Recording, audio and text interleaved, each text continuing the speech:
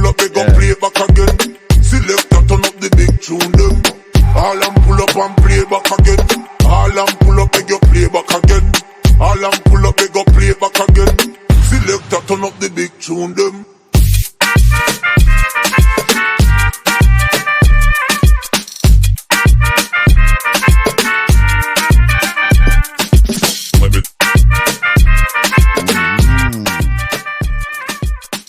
All right, man. I'm about to calm it down.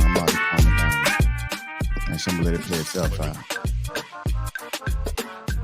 Oh no, it's just such a beat is nice. The beat is nice, man. I'm gonna let that play out, man, in the background. It's gonna fall out. But welcome. Another session. I'm gonna call this session, you know what I'm saying? Kaleidoscope Conversations. I got my brother Lance Brown. Lance. What happened with me pronouncing your name? Lance Brown. We call him Rev, you know. I hollered at him last minute and asked him if he wanted to, you know, if he was available to just jump on here and have a conversation about whatever. Again, this is Kaleidoscope Conversations. And Rev asked me, I'll say this real quick, and then you know, if you want to say something to introduce yourself, whatever, you know. Rev asked me, like, what is this about? I was like, it's about life, whatever.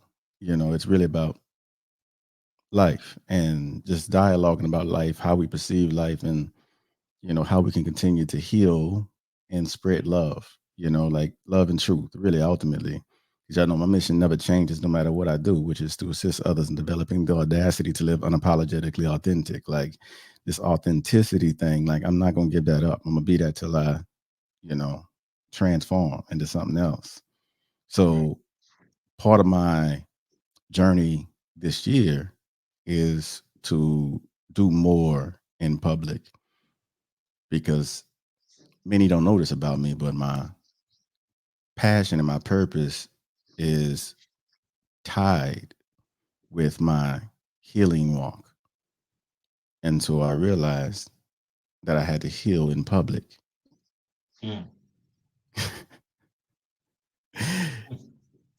It's crazy.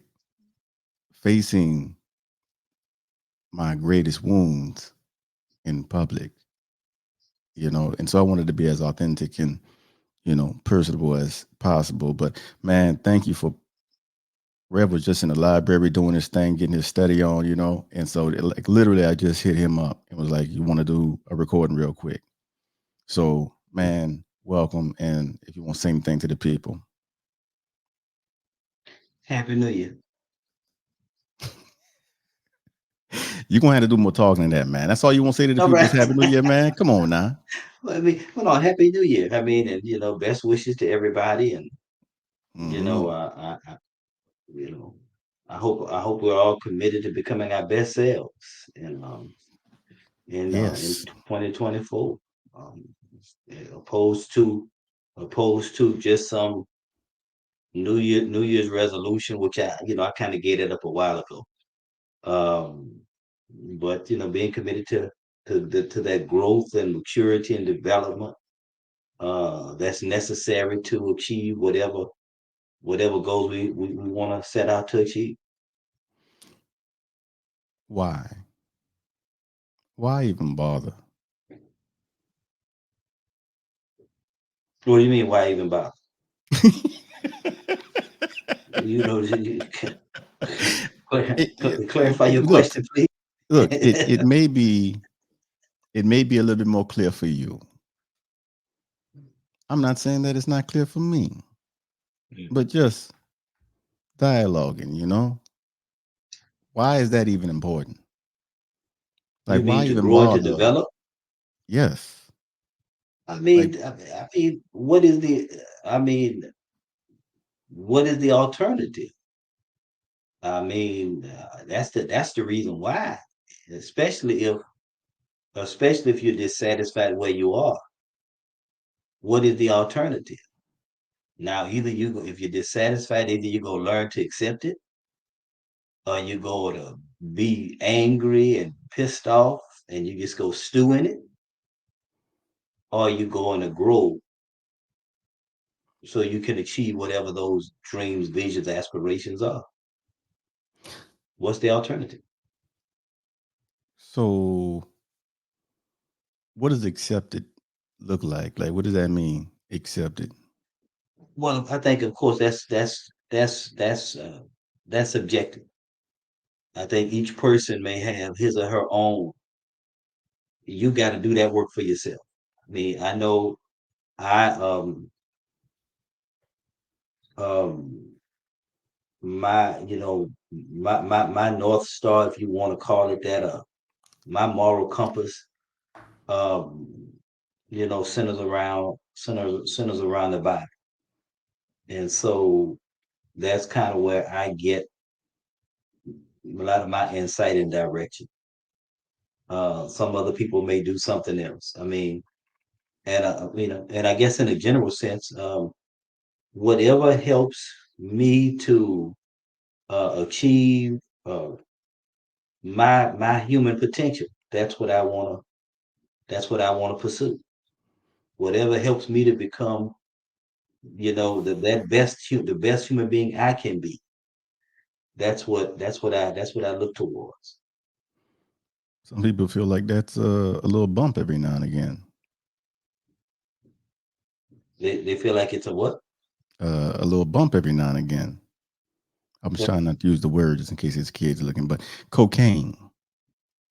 What if a person Sure, like sure, truly sure, sure, perceives, you know, sure. like Mhm. what helps me show up and be my best every Mhm. day is Mhm. 2 or 3 lines of cocaine.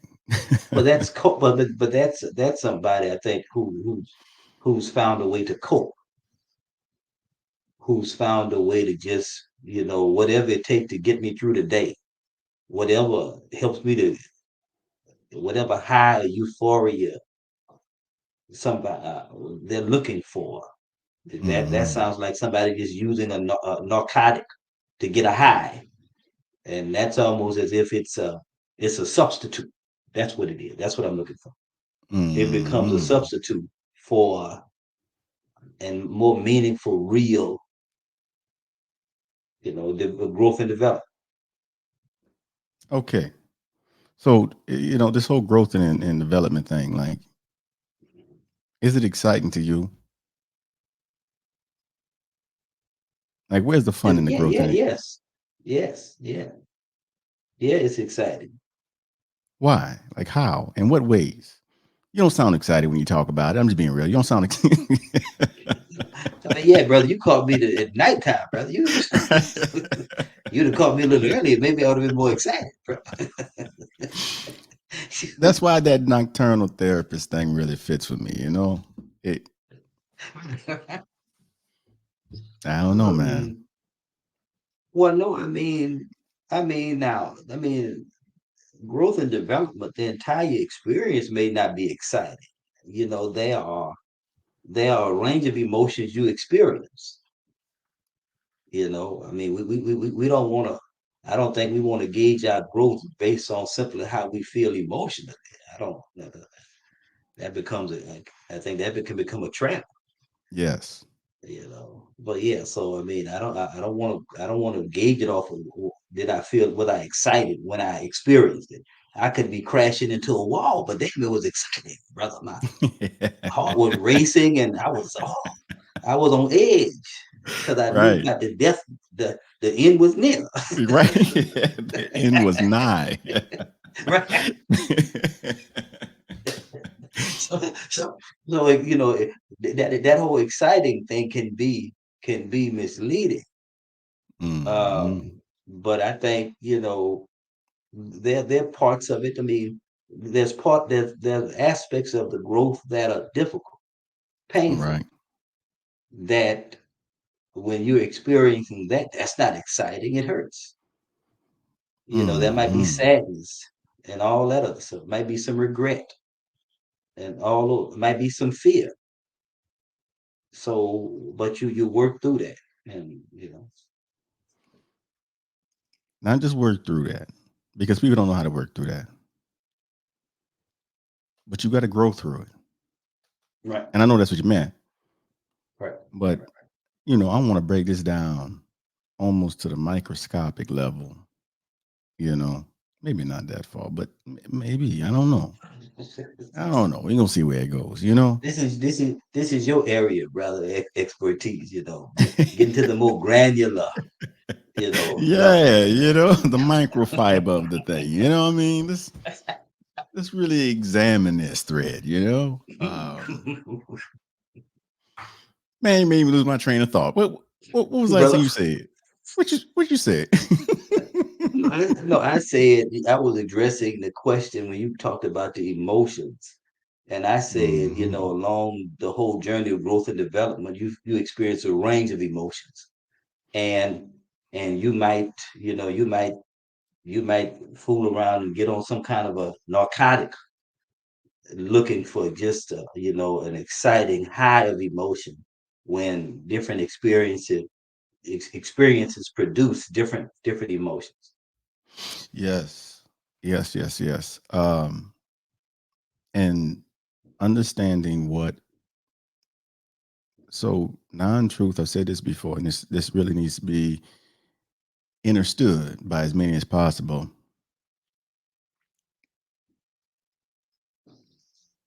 Non-truth sits on top of truth. Non-truth mimics truth because, for example, a counterfeit dollar bill or $100 bill, counterfeit bills, it's based off of the real bill. It's based off of the real bill because it would make no sense to try to mimic a fake bill.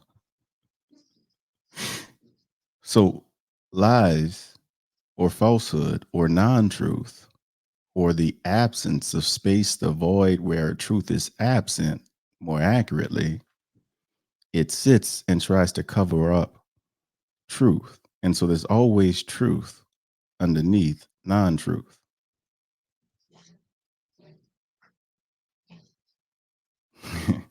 So, what I've said and encouraged people before is know what you know. I'm not going to argue with you about what it is that you know. Time is too short and too precious on this planet for me to spend it doing that. But know more about what it is that you think you know than what it is that you currently know. Because you go deep enough, no matter where you stand at on the planet, when you dig deep enough, we all reach the same center. That's it. We try to make these horizontal moves when we need to be going in. You know what I'm saying? And it's fun when you go in because, like I was saying, healing in public, like level of progress is proportionate to your level of healing. Like your passion, your purpose, and your progress with healing and facing yourself and becoming more and more whole, like they go hand in hand. For example, you asked me about an event that I'm having or that I'm planning, co-planning with Miss Sylve. I am having that event, but we just had a conversation today where we may have to back it up because those tickets ain't selling yet. And so I'm like, you know, you were talking about truth. And oftentimes we don't want to face truth because it don't feel good.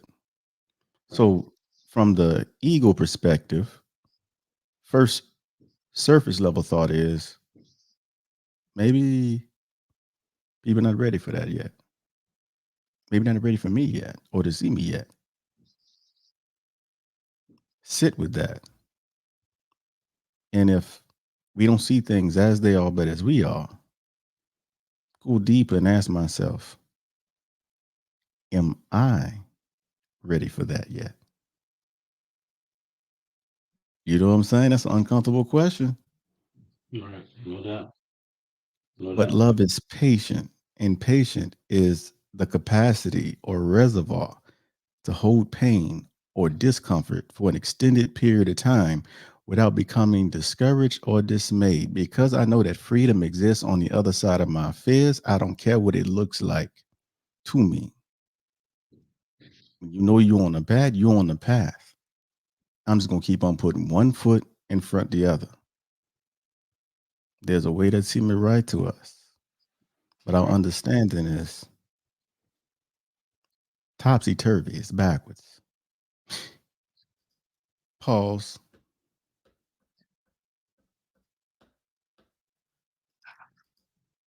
And yes.